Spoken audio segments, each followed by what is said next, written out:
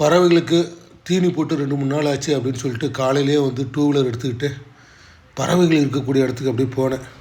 போயிட்டு கேட்டை ஓப்பன் பண்ணிவிட்டு உள்ளே நுழையிறப்ப ஆங்காங்கே மேய்ஞ்சிட்டு இருந்த பறவைகள்லாம் பார்த்தீங்கன்னா என்னை நோக்கி ஒடியாருங்க. பக்கத்தில் வந்துட்டு என் கையை பார்க்குங்க, ஏதாவது கொண்டு வந்திருக்கானா, ஏதாவது போடுவானான்னு சொல்லிட்டு. அதுதான் வந்து பார்த்திங்கன்னா பறவைகளுக்கும் நமக்கும் உள்ள ஒரு அண்டர்ஸ்டாண்டிங்கு.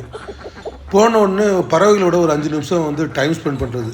கொஞ்ச நேரம் அப்படியே அந்த பறவைகளோட கொஞ்சம் நேரம் கொஞ்சிட்டு அதுக்கப்புறமா உள்ளே போயிட்டு அதுக்கு தேவையான தீவனம் தீனிலாம் போடுறது.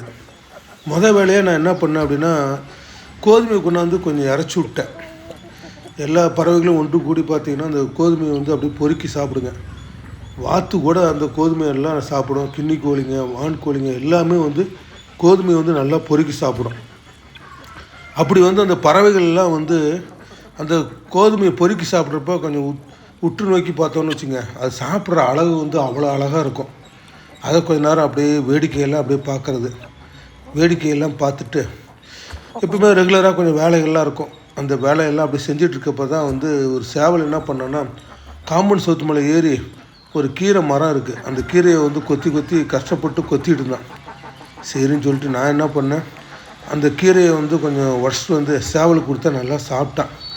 சரின்னு சொல்லிட்டு அந்த மரத்தில் இருக்க கீரையெல்லாம் கொஞ்சம் அப்படியே உடச்சிட்டு வந்து எல்லா பறவைகளுக்கும் அப்படியே போடுறது.